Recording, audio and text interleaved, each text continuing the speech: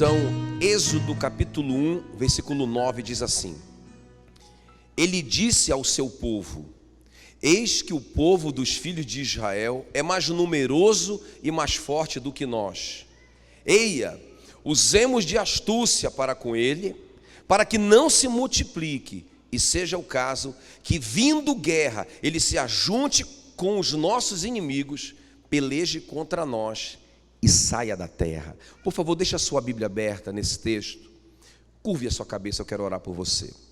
Espírito Santo querido, muito obrigado, Senhor, porque nós estamos diante da tua poderosa palavra.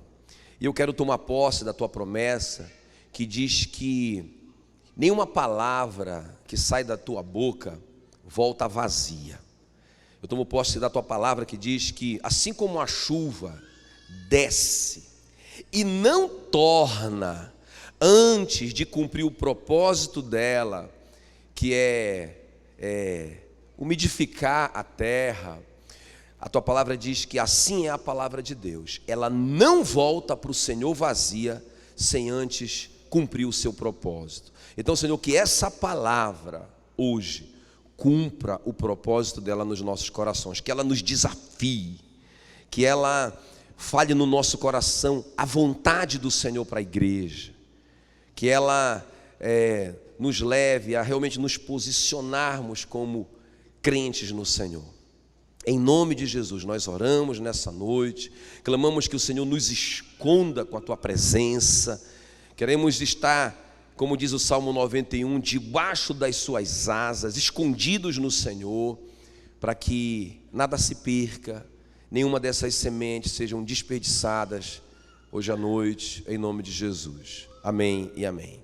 Muito bem, queridos, eu quero compartilhar com vocês a missão da igreja, o nosso tema. E é muito interessante isso aqui, gente.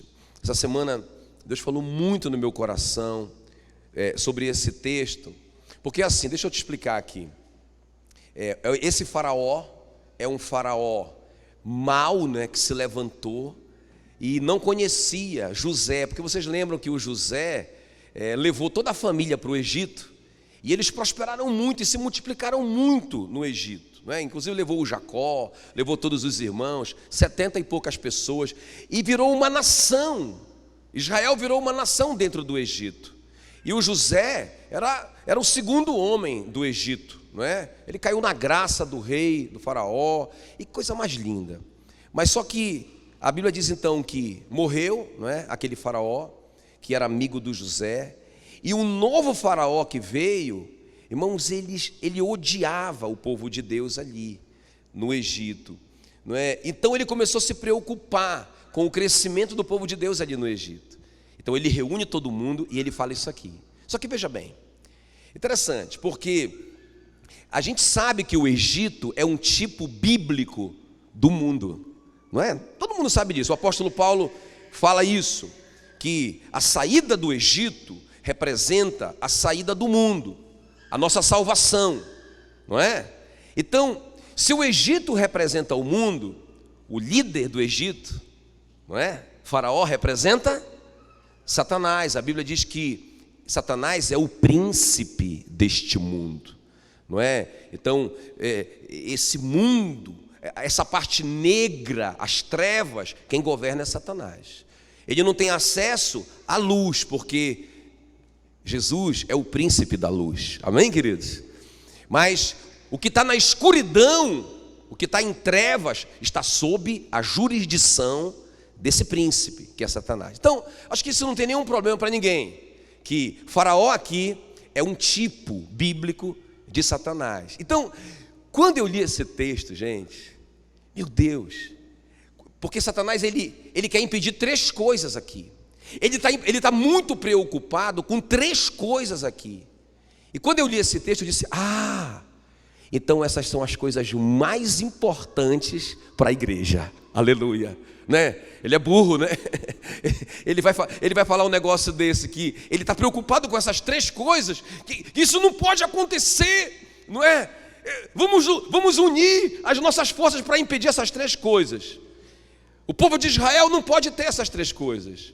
Aí eu disse: beleza, é isso que a igreja tem que ter, não é? Amém, queridos? Então, vamos ver comigo aqui, porque começa assim, ele chama todo mundo e diz assim, olha, o povo, ele diz assim, o povo dos filhos de Israel é mais numeroso e mais forte do que nós. Então, irmãos, Satanás sabe do poder da igreja. Ele sabe que a igreja é mais forte e mais poderosa do que ele. Amém? Jesus disse assim, contra a igreja as portas do inferno não prevalecerão. Ele sabe disso. Ele sabe que a igreja é uma força invencível para ele. Ele sabe disso, não é? Ele sabe que a igreja é a coluna e o baluarte da verdade. Ele sabe que a multiforme sabedoria de Deus vai ser revelada aos principados e potestades através da igreja. Amém, queridos? Ele sabe disso. Ele sabe esses princípios. Ele sabe, por exemplo, que quando João estava recebendo o Apocalipse, lá em Apocalipse capítulo 1, que o João virou para ver quem estava falando com ele, ele viu Jesus. E Jesus estava entre os 7 candeeiros de ouro, e na sua mão direita havia 7 estrelas. Não é? E o versículo 20 do capítulo 1 explica, o próprio Jesus diz que os 7 candeeiros de ouro são as 7 igrejas locais. Então Jesus se revela no contexto de igreja local. Gente, eu não posso fazer parte de Cristo se eu não fizer parte do corpo dele. Não tem como. Não é? E esse é o engano dos nossos dias, não é? Nos dias da igreja primitiva, nos dias dos apóstolos, tinha umas doutrinas que se levantavam contra a igreja, e os apóstolos combateram essas doutrinas. Hoje, a doutrina, não é? O princípio que está tentando entrar na igreja é que a igreja não é importante. Mas, irmãos, o próprio Satanás reconhece a igreja.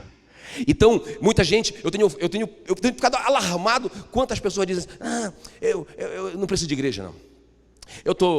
A igreja só fere as pessoas. E a igreja, não, irmão, quem fere as pessoas são as pessoas. A igreja é a coluna e o baluarte da verdade. A igreja vai pisar a cabeça da serpente. Jesus Cristo se manifesta no contexto da igreja. Não tem como, irmão, servir a Jesus sem a igreja. Irmãos, a igreja é a noiva de Cristo. Como que você quer servir a Cristo se você não tem uma relação com a noiva dele? Jesus vem buscar a noiva dele. Ele não vem me buscar. Ele vem buscar a sua noiva, entende? A igreja. Eu tenho que fazer parte disso tudo, aleluia. Não é? Nós somos membros desse. Agora veja bem. O faraó então reconhece isso. Ele reconhece que o povo de Deus é mais poderoso e mais forte do que ele, assim como Satanás reconhece o poder da igreja. Aí ele fala assim, olha, vamos usar de astúcia. Olha só, versículo 10. Usemos de astúcia para com esse povo. Então é o engano. É o engano. E aí ele vai querer enganar, assim, 3 enganos que ele vai falar aqui, ó. 3 coisas. E a gente tem que estar ligado para a gente não cair nisso aqui. Vamos ver então. O primeiro engano, não é? E a primeira coisa que ele diz que a gente precisa evitar. Vamos usar de astúcia para que esse povo não consiga essas 3 coisas. Quais são elas? Então, primeiro, olha lá comigo, versículo 10. Para que esse povo não se multiplique. Qual que é o primeiro desejo de Satanás? Que a igreja não cresça. Não é? Que a igreja não cresça, que a igreja não se multiplique, que a igreja fique sempre pequenininha. Irmãos, eu fico impressionado quanta gente enganada com isso. Eu fui pregar numa igreja, alguns meses atrás em Goiás, e na volta, porque eu desafio muito o crescimento da igreja, porque eu sei a importância disso. E eu falei muito sobre isso lá. Ele falou assim no final: pastor, o senhor mexeu comigo, o senhor quebrou um paradigma dentro de mim. Por quê? Ele falou assim, porque no seminário eu aprendi uma coisa, isso ficou no meu coração para sempre. não é? E agora o senhor veio aqui e mexeu comigo, eu estou mexido. Ele falou assim, eu aprendi lá o seguinte, que se eu quisesse uma igreja ungida, ela tinha que ser pequenininha, não é? Porque se a igreja fosse grande, ela não teria unção, não é? Eu disse, irmão, está enganado. E eu li para ele Atos 2:41, que diz assim, olha, os que aceitaram a palavra foram batizados. Olha como que era a igreja primitiva, havendo um acréscimo naquele dia de quase 3.000 pessoas. Amém, queridos? Atos 4:4 diz, muitos porém dos que ouviram a palavra e aceitaram a palavra, subindo o número de homens a quase 5.000. Irmãos, deixa eu te falar uma coisa aqui, ó. Jesus disse que a igreja, ou o reino de Deus, é como um grão de mostarda que quando é semeado, apesar dele ser a menor das sementes, ele se torna a maior das árvores. E ela cresce tanto, ela se torna uma árvore tão poderosa, que os pássaros de todos os lugares vêm se abrigar nela. Irmãos, essa é a vontade de Deus para a sua igreja. Quem está me entendendo? Crescer. Olha, sabe qual que foi o primeiro mandamento que o homem recebeu? Crescei e multiplicai, enchei a terra da glória de Deus. Amém? Aí sabe o que foi que o homem fez com isso? Aí beleza, entendi. Então a gente tem que se multiplicar, vamos se multiplicar, para que a gente enche essa terra da glória de Deus. Homens cheios de Deus vão encher a terra da sua glória. E eles começaram a caminhar nisso, mas aí, quando eles começaram a se espalhar, aí veio uma turma e disse, não, vamos ser pequenininho, porque se a gente crescer muito, a gente vai perder os relacionamentos, vai ficar muito longe. Então vamos construir uma torre para nós, Gênesis 11, vamos construir uma torre para nós, e vamos colocar o nosso nome nessa torre, para que a gente fique famoso. Olha o que entrou, gente, na humanidade, o egoísmo. Em vez do homem começar a pensar no reino de Deus, e nessa missão de expandir o reino de Deus, e encher a terra da glória de Deus, e a igreja crescer, o homem começou a voltar para ele mesmo. Não, quem tem que ficar famoso sou eu, o meu nome que tem que ficar célebre, e vamos construir uma grande torre, e vamos ficar todo mundo junto aqui, para que a gente não se espalhe por todo o mundo. E sabe o que foi que Deus fez? A Bíblia diz que Deus desceu, não é? Ele fez uma reunião com o Filho e o Espírito Santo, e ele disse assim, confundamos a sua linguagem, não é? E aí, irmãos, ali em Babel, Deus confundiu a linguagem para que os homens, não é, abandonassem aquele projeto egocêntrico e se espalhassem novamente pelo mundo. Quem está me entendendo? Irmãos, a igreja primitiva que começou bem, começou crescendo, começou entendendo que eles eram um grão de mostarda, que precisavam crescer muito. A igreja primitiva caiu nessa também. Eles começaram assim, não, o evangelho tem que ser pregado só aqui em Israel, não é? Não vamos ficar só aqui, gente, com as nossas famílias, não vamos muito longe não. E Deus mandou uma perseguição implacável, irmãos, e eles se espalharam pelo mundo, não é? O apóstolo Paulo, perseguido, foi parar lá em Roma, e a igreja começou a bombar em todo o mundo. Irmãos, a vontade de Deus é que a gente cresça, mas a vontade do diabo é que a gente não está bom assim.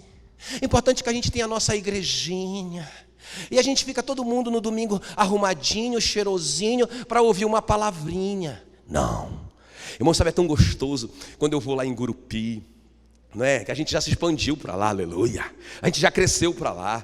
Eu estava agora, quinta-feira, lá em Miracema. Irmãos, nós estamos conquistando uma área tremenda, fantástica. É um negócio de Deus aquilo ali, não é? E nós estamos, já está em fase de final. Irmão, nós vamos construir um prédio lá. A igreja vai crescer muito lá em Miracema. Esse é o nosso alvo. Eu quero que cresça, eu quero que se espalhe mesmo. Eu não quero nada concentrado, não. Amém, queridos? E quando eu estava lá, eu estava dizendo para a Mila, quando eu estava voltando, eu falei, amor, dá vontade de eu construir a minha tenda aqui. Dá vontade de eu armar a minha tenda aqui. Mas é assim, aonde eu vou, eu quero ficar. Eu estive lá em Araguaína ontem, vendo aqueles irmãos, a igreja crescendo, 6 pessoas novas, aceitando a Jesus, o evangelho sendo pregado, pessoas sendo transformadas, casamentos sendo transformados. Aí eu falei para a Mila, amor, dá vontade de ficar aqui, dá vontade de construir. Amor, tu quer ficar em todo lugar? Mas é porque eu quero estar aonde a igreja está avançando. Irmãos, quando se falava em Japão, alguns anos atrás, era um negócio assim, muito frio, era um negócio tão difícil. O pastor Timóteo está lá há mais de 25 anos. Eu lembro que por décadas, né? Eu lembro que por anos os relatórios eram tão negativos do Japão. Irmãos, hoje, uma moçada, os japoneses, os jovens japoneses têm entregue a sua vida a Jesus Cristo. Amém, queridos? É lindo o que Deus está fazendo lá na nossa igreja no Japão. Muito bem, então a primeira coisa, gente, é isso. Usemos de astúcia para que ele não se multiplique. Primeira coisa. Agora preste bem atenção que eu vou dizer para vocês aqui. Agora eu vou abrir um parêntese. Vou abrir um parêntese aqui. Preste bem atenção. O que foi que Faraó fez para impedir o crescimento? O que foi que ele fez de prático? Ele fez duas coisas. Ele falou assim: pessoal, vamos fazer o seguinte, olha aqui. Vamos aumentar o trabalho desse povo. Vamos aumentar. É o seguinte, eles têm que fazer tantos tijolos por dia. Vamos fazer o seguinte, a partir de agora, eles mesmos vão ter que buscar a matéria-prima, não é? E dar conta de fazer a mesma quantidade de tijolos. Então eles acordavam agora de madrugada para buscar matéria-prima para fazer tijolos. A Bíblia diz que eles estavam exaustos, cansados. Irmãos, quem está me entendendo que isso tem se repetido na nossa geração? Quem está entendendo que tem muita gente ocupada demais e não tem dado nenhum tempo para isso aqui, gente, que é a missão da igreja, crescer e multiplicar. Irmão, não é a missão da igreja, da instituição igreja, é a minha missão como parte dessa igreja, como membro dessa igreja. Quantos membros do corpo de Cristo estão sentados aqui hoje à noite? Então veja bem, o que Satanás tem feito? Ocupado as pessoas demais, trabalhando demais, não tem tempo nem para ler a Bíblia, não tem tempo para orar, não tem tempo para cuidar da família, não tem tempo. Mas é interessante que mesmo com essa estratégia muito interessante dele, ele não conseguiu. E o povo continuou crescendo, Eu vejo mesmo pessoas que, apesar de estarem muito ocupadas, entre vocês aqui, eu sei. Pessoas que estão tão ocupadas, mas irmãos, eu fico constrangido com essas pessoas, como que elas, mesmo tendo uma carga de trabalho tão pesada, elas ainda conseguem servir a Deus e fazer o reino de Deus crescer. Eu quero uma salva de palmas para vocês. Aleluia. Eu fico impressionado. Agora veja bem, escuta bem. Aí ele não conseguiu. Sabe o que ele fez? Segunda estratégia para impedir o crescimento que ele fez: vamos matar as crianças. Irmãos, foi a maior chacina em massa da história do mundo. Tanto de crianças de 2 anos para baixo que foram assassinadas, para impedir que eles se multiplicassem. Deixa eu falar uma coisa aqui. Gente, eu estou vendo tanta criança sendo assassinada. Sabe como? Eu vou te falar. Uma pastora nossa, de uma igreja lá em Santarém, percebeu que o filho daquele casal não estava vindo na igreja. Porque ela falou assim: eu não tenho visto o fulaninho na igreja. Falou para a mãe disse assim: não, pastora, é o seguinte, é porque ele é muito agitado, não sossega o menino, atrapalha todo mundo, atrapalha o culto, não é? Chama atenção e tal. Então o que é que a gente faz? Eu venho de manhã, deixo ele com o pai.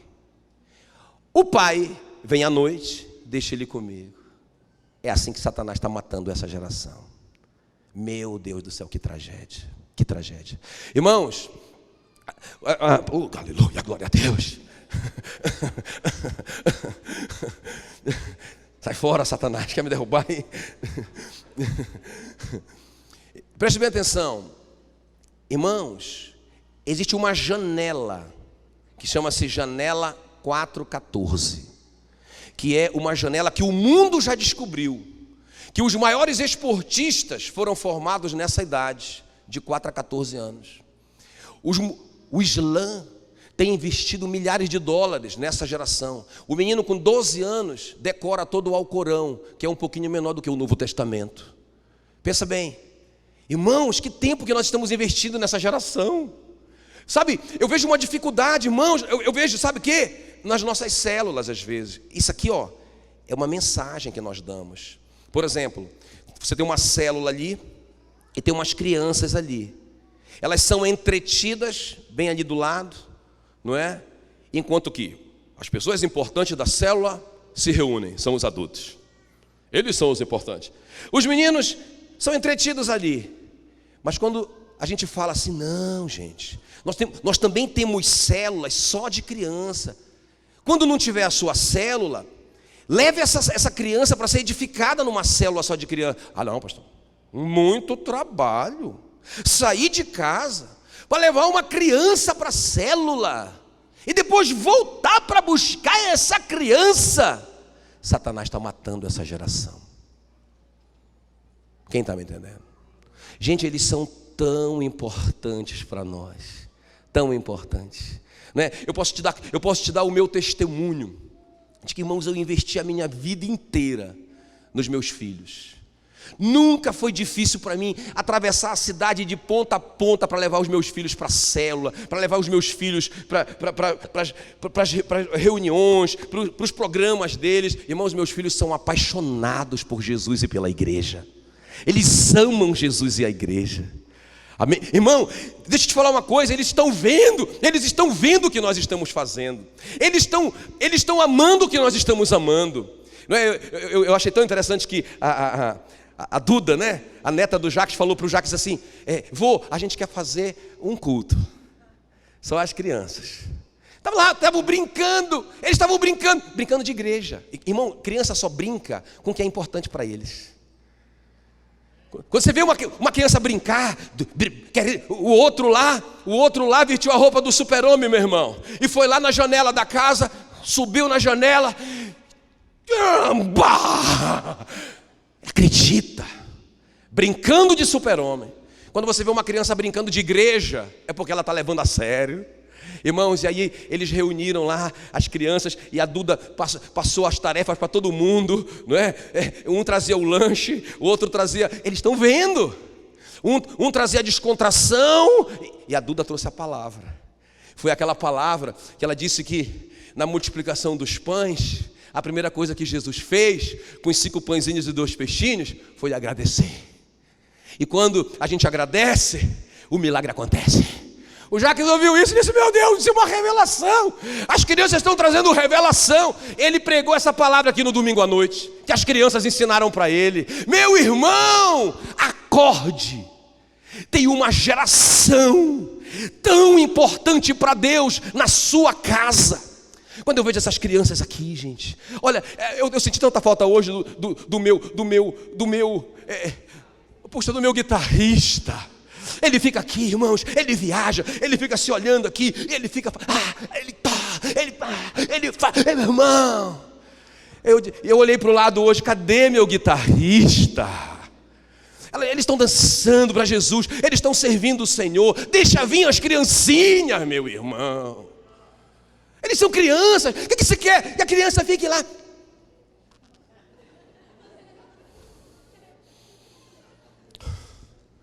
Graças a Deus que eles não são assim. Irmão, nós temos que investir nessa geração, amém, queridos? Então veja bem, a primeira coisa que Satanás tentou impedir foi a multiplicação. E quando ele não conseguiu, dando trabalho para o povo, ele tentou matar as criancinhas. Não deixe morrer as criancinhas. Leve seus filhos na célula. Tem células só de crianças. Já estou falando de criança, a Ana Lídia já está chorando. É assim. Entende? Irmãos, porque é uma paixão. Meu Deus, eles estão uma massinha mole, que a gente pode investir neles, que a gente pode... Gente, se a gente começar agora, amar Jesus vai ser normal para eles. O Lucas Coelho estava me falando que ele fez um investimento na casa dele. Ele edificou, ele construiu um quarto de oração. Ele disse, pastor, eu fiz isso para mim. É muito importante para mim, eu quero ter esse lugar só para mim. Mas eu quero que os meus filhos vejam esse lugar. Isso é didático também. Eu achei tão interessante, não é? E os meninos já sabem aonde que o Lucas está naquelas horas da manhã. Isso está formando o caráter deles. Quando eles crescerem um pouquinho mais, eles vão querer ter o tempo deles. Quando eles se tornarem pais e maridos, eles vão modelar isso. Eles vão ter tempo a sós com Deus. Irmão, quando uma criança vê que um pai leva a sério a igreja, é isso que ele vai fazer quando ele crescer. Quando uma criança vê que o pai olha para o tempo e diz: hoje está com cara de que vai chover amanhã, eu não vou para a igreja. Seu filho vai ser desse jeito. Irmão, depois a gente não entende por que os filhos se perderam. A gente não entende por que os jovens estão no mundo. Porque, irmãos, quando nós tivemos a oportunidade de investir neles, nós perdemos essa oportunidade. Pelo amor de Deus, invista nos seus filhos. Pelo amor de Deus, leve eles para a célula deles. Pelo amor de Deus, gaste a sua gasolina com o que é importante. É isso, irmãos, que nós estamos edificando e multiplicando. Filhos para Deus. E Faraó tentou então, Satanás tentou então impedir a multiplicação. Segundo lugar, o que é que ele tentou fazer, gente? Olha lá o versículo 10 de novo. Usemos de astúcia para com o povo, para que não se multiplique. E olha a segunda coisa. E seja o caso que, vindo guerra, ele se ajunte com os nossos inimigos e peleje contra nós. Quem pode me ajudar? Qual que é a segunda coisa que Satanás tenta impedir, que é uma função tão poderosa da igreja? O que é que ele tenta impedir aqui?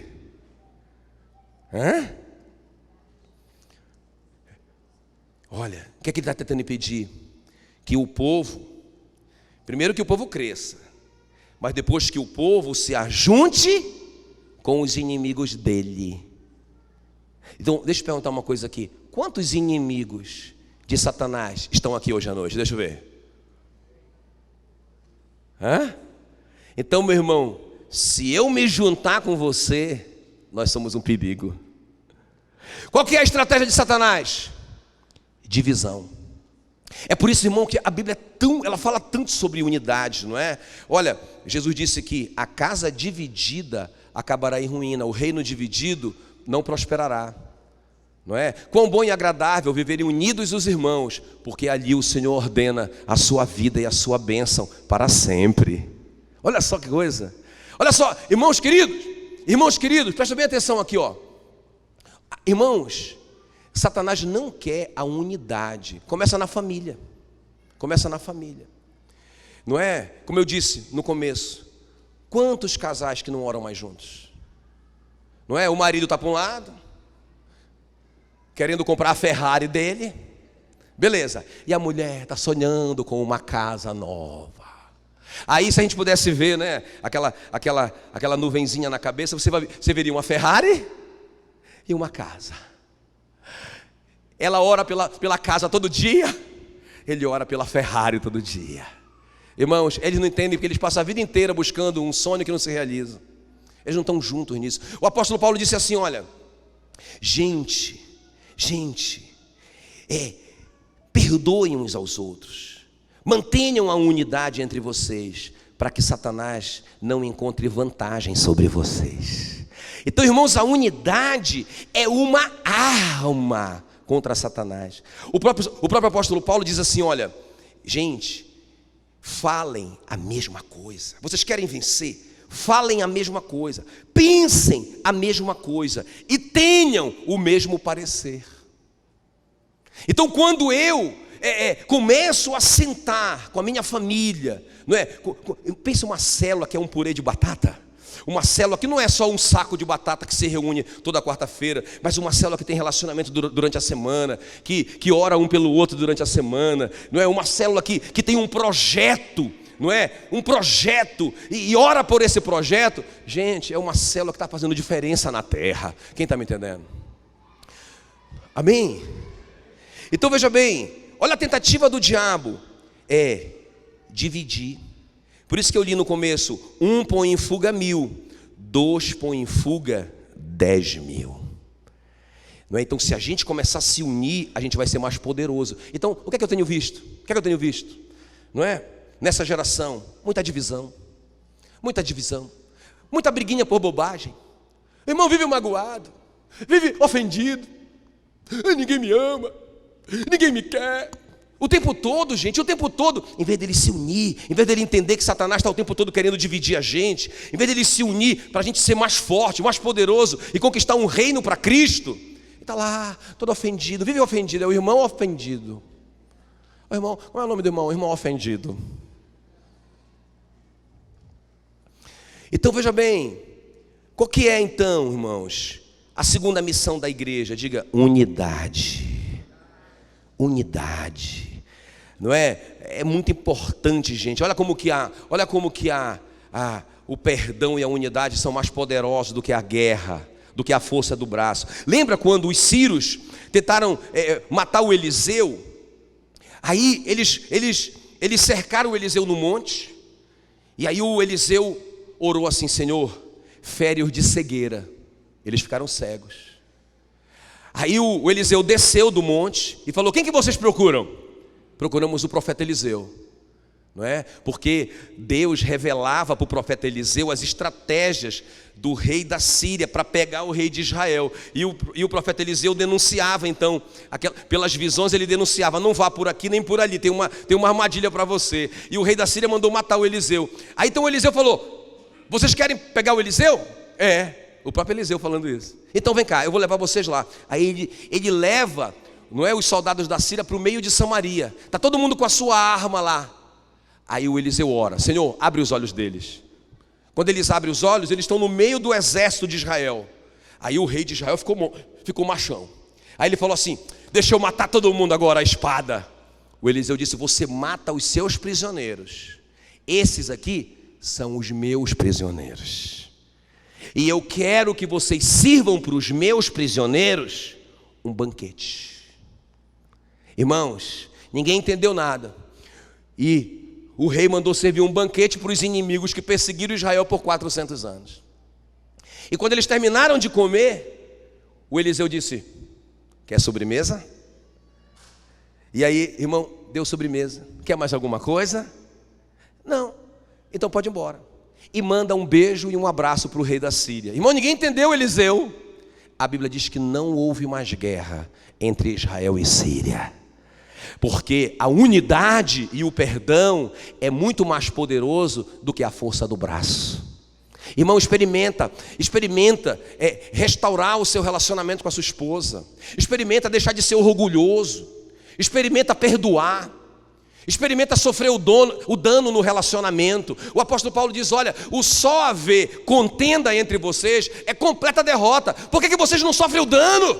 Por que vocês não sofrem a perda? A Bíblia diz que quando Jesus era ultrajado, não revidava com ultraje. Quando ele era injuriado, ele não injuriava. Mas se ele se entregava totalmente àquele que julga retamente. Quem está me entendendo? Dá logo um beijo nessa moça aí que você brigou com ela antes de vir para cá. Eu estou brincando. Eu estou brincando.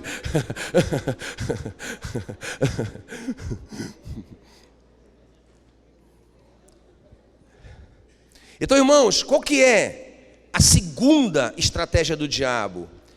Que nós não nos juntemos com os inimigos dele. Unidade. Então, quando eu fui lendo essas coisas, meu Deus, olha aqui, o diabo não quer que a gente se multiplique. Então vamos multiplicar. Vamos crescer. O diabo quer pegar meus filhos, quer pegar as criancinhas. Vamos investir nas criancinhas. O diabo quer ocupar a gente com trabalho o dia inteiro. Vamos administrar o nosso tempo, gente, para que sobre tempo para o nosso dono. Que tipo de escravo nós somos? Que trabalhamos só para nós mesmos.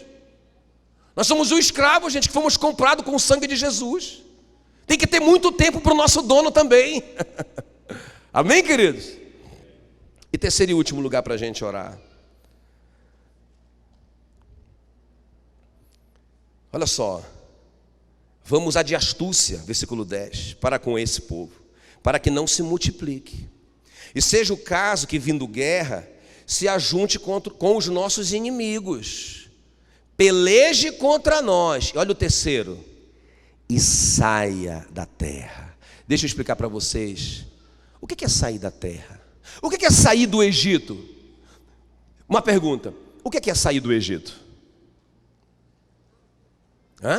É sair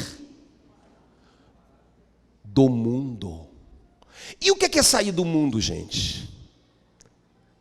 Cadê o pessoal que falou agora? Separar. Obrigado. Irmãos, sair do Egito, sair do mundo é santidade. O que a palavra santidade na Bíblia representa? A palavra kadosh, que significa separar. Não é? Olha o que a Bíblia diz, olha o que o Tiago diz em Tiago 4,4. Aquele que é amigo do mundo é inimigo de Deus. Então, irmãos, qual que é o desafio para nós aqui hoje? O que Satanás quer? Escuta bem. Ele não está preocupado se você vem na igreja. Ele não está preocupado se você vai na célula. Qual que é a preocupação dele? Por isso que eu digo que são os 3 papéis da igreja. Qual que é a preocupação dele? Que você saia do mundo, que você seja separado, que você seja diferente do mundo, que você não viva debaixo dos valores do mundo. Irmão, deixa eu te falar uma coisa. Eu fui pregar numa igreja que eu estava passando mal, eu pensava que eu ia ter um ataque cardíaco, eu estou falando sério. Eu disse, meu Deus, eu acho que eu vou morrer aqui. Eu estava sentado no banco, meu coração doendo, aquele aperto, mas não era de saúde, não. Já faz muito tempo, né? Já faz muito tempo. Eu ainda era muito jovem. E eu estava ali sentado passando mal. Irmãos, eu fui pregar, foi muito difícil pregar naquele lugar. Olha, foi horrível. Eu fiquei arrasado, eu saí de lá tão arrasado. Mas quando eu estava conversando com o pastor, na hora do jantar, a esposa dele disse assim, pastor, ajude o meu marido. Por quê? Porque, pastor, o nosso ministério de louvor é um músico que dorme com a namorada, é o outro que... ela foi detonando todo mundo. Aí eu falei assim, mas assim, como assim, irmão? Como é que é isso? Quer dizer, irmãos, as pessoas que estavam servindo no altar não tinham saído do mundo ainda. Eles estão na igreja, mas não saíram do mundo. O povo de Samaria, por que Israel odiava tanto os samaritanos? Porque o povo de Samaria, que eram os estrangeiros que foram ocupar Samaria, eles aprenderam com os sacerdotes sobre a fé. Eles tinham aula sobre a Bíblia. E eles, legal, interessante. E eles aprenderam. E eles começaram a seguir a lei judaica. Só que eles continuavam com os seus antigos costumes. Eles não saíram do mundo. Irmãos, eu tenho visto um monte de crente que não saiu do mundo. Não saiu do mundo. Um monte de crente que diz, não, mas não tem nada a ver. Não tem nada a ver uma menina de 15 anos, não é? Namorar até 1h da manhã na casa do namorado. Qual que é o problema? Grandes coisas. Irmãos, realmente não tem nada demais. Satanás não acha nada de errado nisso. Eu acho que até que ele gosta.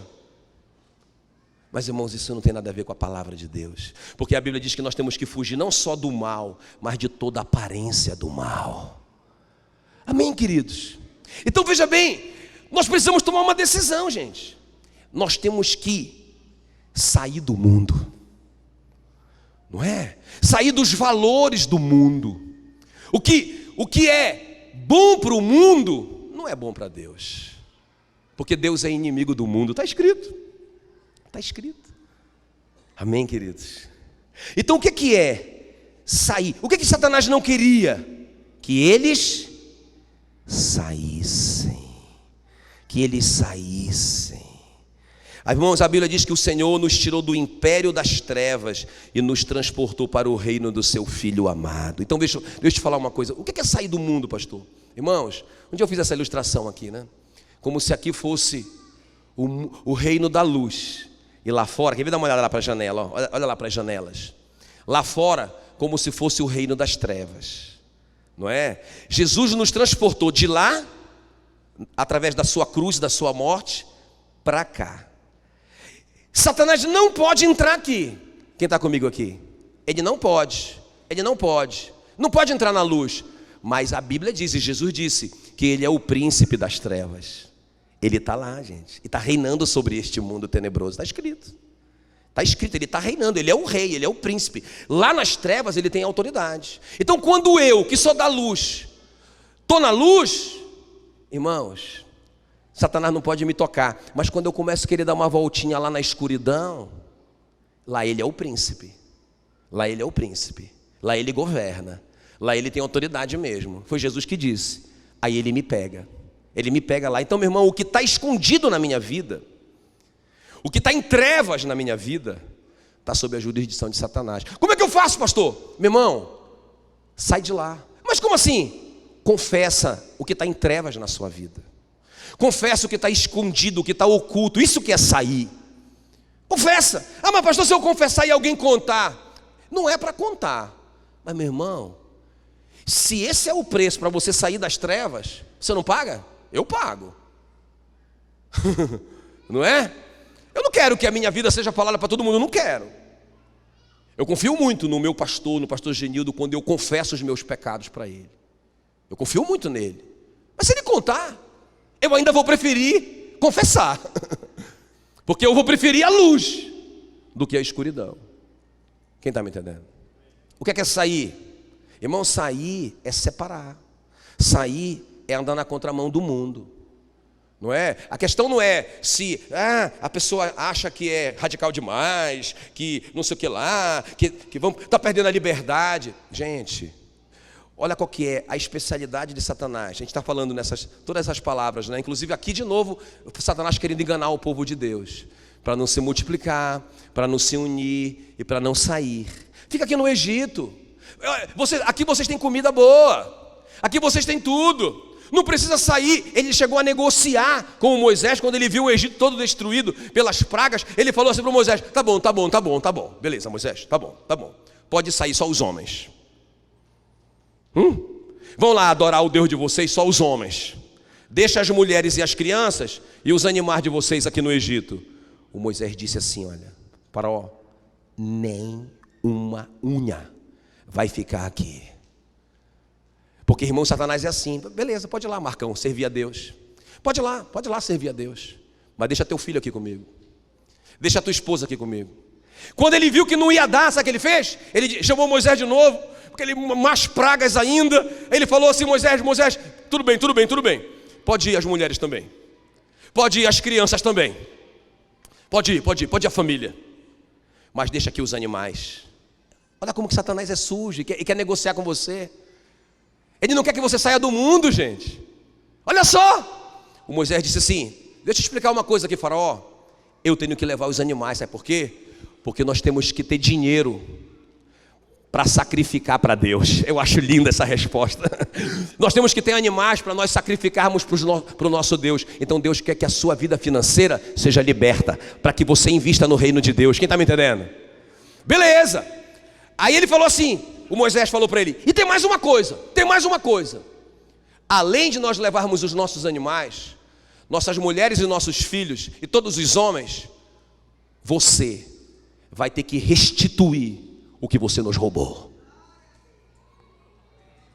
As mulheres egípcias vão ter que dar joias, ouro, prata para as mulheres israelitas. Eu quero dizer uma coisa para você, gente. A salvação é completa em todas as áreas. Na sua família, na sua vida financeira, mas também na restituição de tudo aquilo que foi roubado. Então não negocia com o mundo, gente. Não fica lá não, sai de lá. Te revolta, te rebela contra o mundo. Como assim? Como assim que uma menina de 13 anos, um pai evangélico, um pai que serve a Jesus, está deixando uma menina de 13 anos namorar? Como assim? Como assim? Isso é o mundo, gente. Isso é o mundo. Isso é o mundo.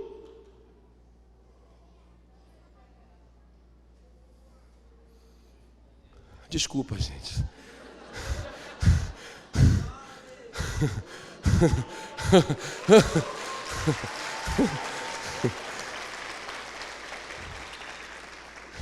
É quando ele me possui, eu perco o controle.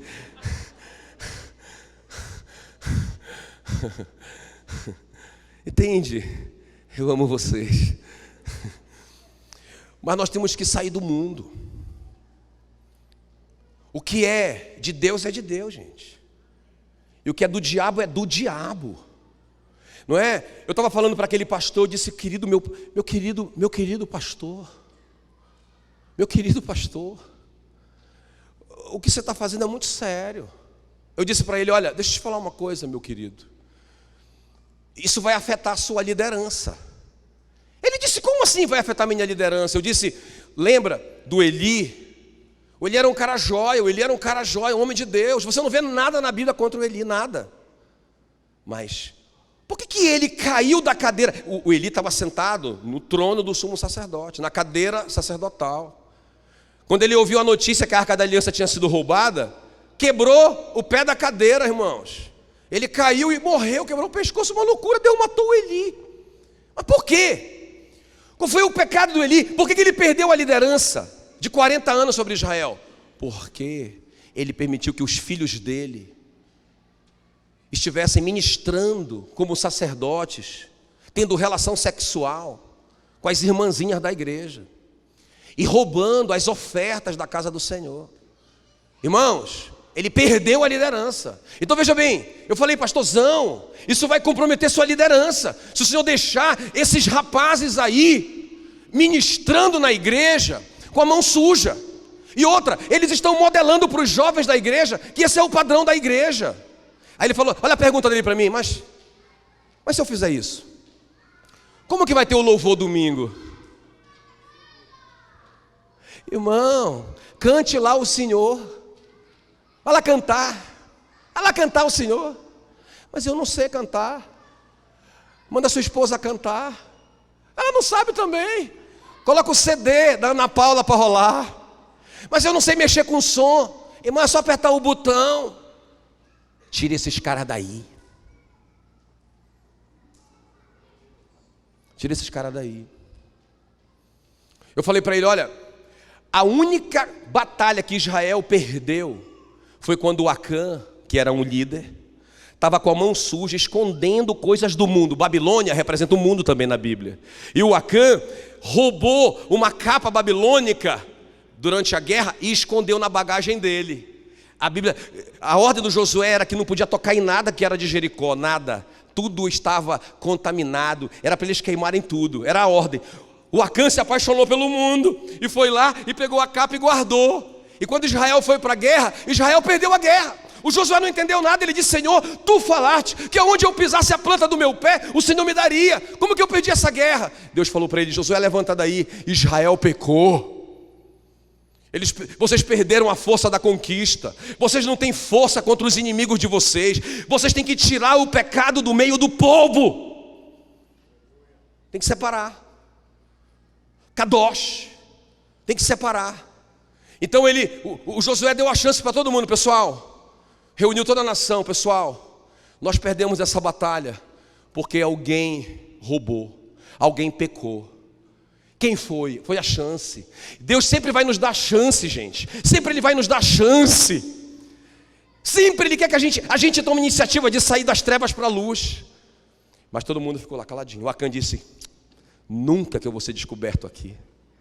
Então, o Josué dispensou todo mundo, foi para casa, foi orar. Deus falou com ele, o ladrão está na tribo tal.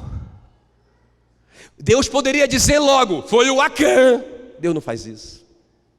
Deus não faz eu sonhar com você pecando. Ele não me conta. Porque Ele quer que você seja constrangido a fazê-lo. Aí olha o que aconteceu. Aí o Josué foi lá e voltou e falou assim, pessoal, eu quero só a tribo tal aqui. Eu não lembro qual que era a tribo. Só essa tribo aqui. Aí ele... Foi todo mundo embora, pensa, o Acã está lá, né? Foi a tribo dele. Aí ele pode ter pensado, puxa vida, será? Será que já me diz? Não é possível, tem muita gente ainda aqui. Foi uma coincidência, ele fez um sorteio lá e... Não. Pessoal, quem foi? O Acã não falou. Josué foi para casa, foi orar. Deus falou assim para ele, o ladrão está na família do fulano de tal. Uma família tinha aí umas 70 pessoas.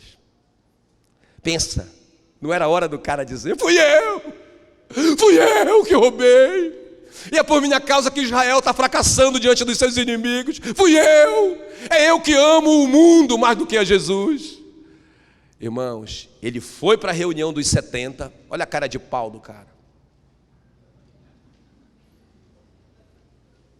O Josué disse: queridos, nós precisamos avançar. Nós temos um reino para conquistar, e esse é o meu apelo hoje à noite. Nós temos um reino para expandir, gente. Amém, queridos? Um reino para conquistar para o nosso Senhor. Vamos lá, pessoal, vamos separar do mundo. Vamos amar o que Deus ama e odiar o que Deus odeia. Vamos ser crente de verdade. Vamos ensinar os princípios da palavra para os nossos filhos. Não deixe os nossos filhos serem disciplinados pelo mundo e pela televisão. Meu irmão, e o cara de pau do Acã não disse que era ele. O Josué foi embora para casa arrasado. E Deus poderia denunciar agora, mas ele disse: volta lá, vou dar a última chance. Fala que o ladrão está na casa do fulano de tal. Irmãos, aí é uma família de 10 pessoas, não é? E aí Deus, e o cara não confessou. Então Deus disse: foi o Acã, não é? Como não tinha o sangue de Jesus para remir o pecado, o Acã foi levado para o vale de Acor, que chama Vale da Tribulação, e foi apedrejado até a morte, ele e toda a sua família. Eu fico imaginando aquela criança agarrada na perna dele, pequenininho, de 4 anos, perguntando para ele assim, ó, e todo mundo ali posicionado para apedrejar até a morte. E o menininho perguntando para o pai assim: papai, por que nós estamos aqui, papai? Imagina, irmãos, os nossos filhos estão passando por situações que nós estamos plantando.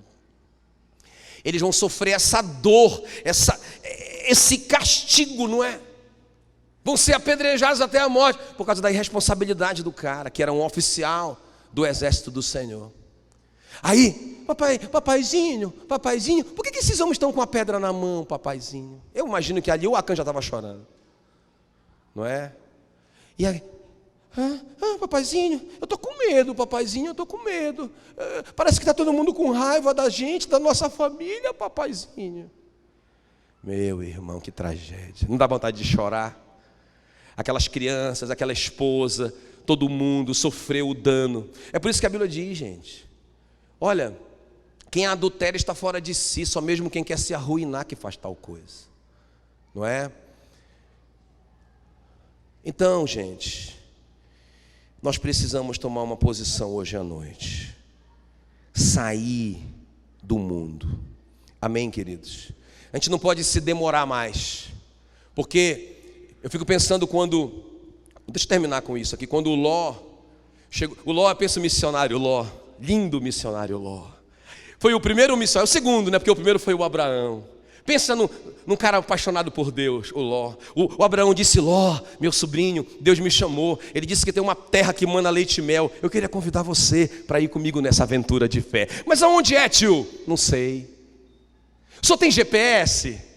Não. Tem mapa do tesouro? Não. Onde que nós vamos ficar? Quais são os hotéis que nós vamos ficar hospedados? Não, você não entendeu. Eu não sei para onde nós vamos, mas eu confio em Deus. Pensa na aventura de fé que o Ló viveu com Abraão. Irmãos, mas quando eles chegaram ali em Sodoma, quando eles chegaram ali perto das campinas do Jordão, Deus fez um teste com Ló, não é? Abraão, fala para o Ló que se ele escolher a direita, você vai para a esquerda. Se ele escolher a esquerda, você vai para a direita. Eu digo que foi um teste, porque na hora que o Abraão propôs, era para o Ló dizer assim: não, tio, quem escolhe é o Senhor. O que sobrar está bom para mim. Mas o que aconteceu com Ló? O que tem acontecido com muitos na igreja. Ele se apaixonou pelo mundo. Tio, eu não preciso mais nem orar, eu já escolhi.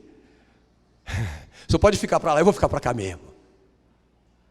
E aí, irmãos, ele foi construindo as suas tendas em direção a Sodoma. Agora veja bem, quando Sodoma foi ser destruída, porque esse lugar vai ser destruído, gente. Vai ser destruído. Esse lugar do pecado vai ser destruído. Isso é uma ilusão. É uma ilusão. Não é? O que Deus quer hoje à noite? Que a gente faça igual aquele. O que Deus está falando hoje no nosso coração? Vou te falar.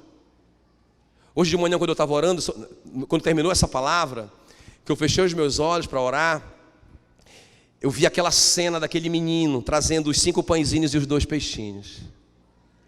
Aí eu entendi o que Deus estava falando comigo, que Ele estava dizendo assim, olha, fica ligadão aqui em mim. Ele estava dizendo assim, olha, o que vocês pensam que vocês têm, essas coisas do mundo, esses prazeres do mundo, essas paixões do mundo. Ah, eu estou tão apaixonada, tão apaixonada. Ah, ele é tão lindo, meu amor. Ah, lindo, lindo, lindo. 5 pãezinhos e 2 peixinhos. Sabe o que Jesus está falando hoje à noite? Me entrega. Me entrega. Ah, eu estou vislumbrado, muita grana, as Campinas do Jordão, vou ficar milionário, aleluia, aleluia. Me entrega, filho, me entrega. Porque, meu irmão, quando aquele menino entregou, Jesus multiplicou, aleluia. Não só multiplicou para ele, porque ele levou os 12 cestos cheios de pão e peixe, mas através daqueles pãezinhos e 2 peixinhos, ele abençoou 20.000 pessoas. Não é? Então o que nós estamos achando que é é a nossa alegria, é a nossa fonte de alegria. 5 pãezinhos e 2 peixinhos. Gente, larga a mão do mundo. Aí o Ló se pegou no mundo. E aí o que aconteceu? O que aconteceu? Sodoma ia ser destruída e Deus levantou o Abraão para orar por ele. E o Abraão orou. Mas o Ló não saía de Sodoma. Deus mandou o anjo lá para tirar ele de lá, para separar ele de Sodoma. Kadosh. Amém, queridos? Kadosh. Aí o Ló disse assim, ó, escuta. O Ló disse para o anjo, eu vou sim, Senhor. Eu vou largar isso aqui. Eu nunca mais vou fazer isso. Não, essa foi a última vez. Mas não saía. Não saía. Irmãos, é isso que Satanás está fazendo. Não deixar sair. Pode ficar na igreja, desde que não saia do mundo. Quem está comigo aqui? Pode ir lá para a tua reunião de oração, mas fica aqui no mundo, vivendo debaixo do príncipe deste mundo. Não tem poder. Nós não podemos servir a 2 senhores. Não está funcionando.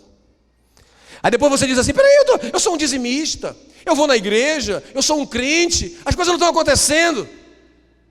Irmão, ou você é de Deus ou você é do mundo. Jesus disse, quem não é por mim é contra mim. Eu fiz a irmãzinha escolher uma vez o mundo, esse relacionamento ilícito, e Jesus. Escolha. Ah não, pastor, eu amo Jesus, eu amo tanto Jesus. Pois é, mas você tem que escolher agora. Escolha, Jesus ou esse relacionamento fora da vontade de Deus e pecaminoso e tudo errado do diabo? Pode, escolha, irmãzinha, escolha. Eu quero os 2. Esse é o problema. Satanás não está preocupado da gente ser religioso. Agora, se nós sairmos do mundo, nós vamos ser revolucionários. Aí o Ló, eu vou sair, mas não saía. Eu vou, amanhã seu anjo, amanhã eu saio. Eu vou sair amanhã. Aleluia, aleluia. E glória a Deus. Pode ficar tranquilo que é forte. Irmãos, ele não sai. Até que o anjo pegou ele pela mão e disse, vamos rapaz, me segue. Eu estou aqui hoje para te arrancar daí. Amém, queridos?